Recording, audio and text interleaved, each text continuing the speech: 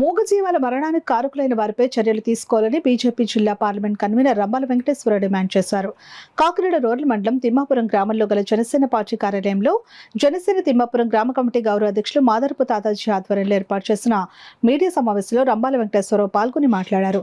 ఈ సమావేశంలో బీజేపీ నాయకులు పోలిశెట్టి రామకృష్ణ, పితాని లీలావతి, పెండం కృష్ణ, కూటమి నాయకులు పాల్గొన్నారు.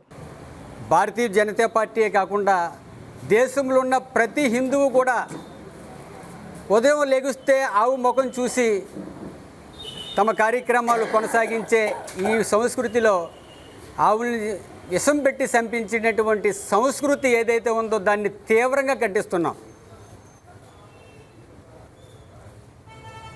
దీని మాట ఎత్తకుండా గతంలో కాకినాడ రూరల్ ప్రజాప్రతినిధులు ఎవరైతే ఉన్నారో వేరే రకంగా మాట్లాడడం, అసలు ఈ ఆవులు చనిపోవడం అనే దానికి ముఖ్య కారణం ఎవరు, దాన్ని పూర్తి స్థాయిలో విచారణ జరిపించాలి. అంటే మనిషి కంటే కూడా ఆవు చాలా పవిత్రమైనది. ఈరోజు చెప్తున్నాను నేను. దాన్ని చనిపోవడానికి కారణమైన వ్యక్తుల్ని పూర్తి స్థాయిలో ఎవరైతే అధికారులు కలెక్టర్ గారు కూడా దీని మీద స్పందించి విచారణ చేపట్టాలని చెప్పేసి భారతీయ జనతా పార్టీ డిమాండ్ చేస్తుంది.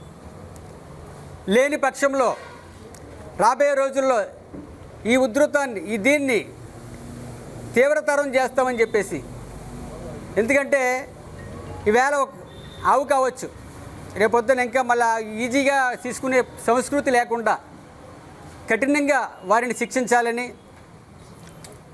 కలెక్టర్ దీనిపై విచారణ కమిటీ వేయాలని, అదేవిధంగా కాకినాడ రూరల్ శాసనసభ్యులు పంతం నానాజీ గారు దీనిపై పూర్తి స్థాయిలో చొరవ తీసుకుని,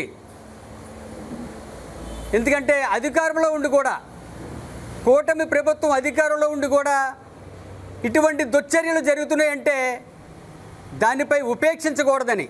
ఎందుకంటే మనందరికీ తెలుసు, పవన్ కళ్యాణ్ గారు సనాతన ధర్మం కోసం మన సంస్కృతి కాపాడాలని చెప్పేసి ఎన్నోసార్లు చెప్తున్నారు. అదే టైంలో ఇతర మతాలను కూడా గౌరవించమని చెప్పారు. ఆ విధంగానే ముందుకు వెళ్దాం. తనంతరం తెల్లవారుజామున డైలీ మేము ఎప్పుడు వెళ్ళేలాగా పొలంకి వెళ్ళి చూస్తే మా ఆవులు 3 గేదెలు చనిపోయి ఉన్నాయండి. గిలగిలా కొట్టుకొని చచ్చిపోయాయి. అసలు గొడవ జరిగింది, ఇలా ఆవులు చచ్చిపోయాయి. దానికి ఎలా తీసుకోవాలో మాకు అర్థం కావట్లేదు. నోరులేని జీవులండి. మేము దాని మీద ఏదో వస్తుందని కూడా మేమేమీ చేయట్లేదు. అందరికీ తెలుసు ఆవుల మీద గేదెల మీద ఏం వస్తుంది అన్నది. మాకున్న దాంట్లో కొంచెం నోరులేని వాటికి పెడితే ఏం పోతుంది అనే దాంట్లో మేము పెట్టి పెంచుకుంటున్నాము. అలాంటి నోరులేని జీవులు కూడా ఈరోజు మాకు లేకుండా చేశారు. మేము వాటిని చాలా ఇష్టంగా పెంచుకున్నాం. మా ముందే గిలగిలా కొట్టుకుని చచ్చిపోతే కనీసం కాపాడలేకపోయాం మేము. అసలు మా ఇంటి లక్ష్మీదేవి పోయింది. నాకు ఎన్ని పనులున్నా 3 పూటలు నేను చేలోకి వెళ్ళి చూసుకునేదాన్ని. అలాంటిది నిన్న నుంచి మా ఇంట్లో అసలు ఒక మనిషి పోతే ఎంత బాధ ఉంటుందో తెలియదు, కానీ జీవులు పోగొట్టుకుని మేము చాలా బాధపడ్డాం. దానికి కూడా మేమే కావాలని చేసామంటున్నారు. మాకంత జీవులు చంపుకునేంత మూర్ఖత్వంగా అయితే మమ్మల్ని పెంచలేదు, మేము పెరగలేదు. ఆ సంస్కృతి కూడా మాకు కాదు. ఎన్ని చేసినా మా జీవులు మాకు తిరిగి రావు. కానీ అధికారులందరూ స్పందించి ఇలాంటి పరిస్థితి ఎవరికి రాకూడదని ముందుగా స్పందించి కొంచెం దర్యాప్తు చేయాల్సిందిగా కోరుకుంటున్నాను.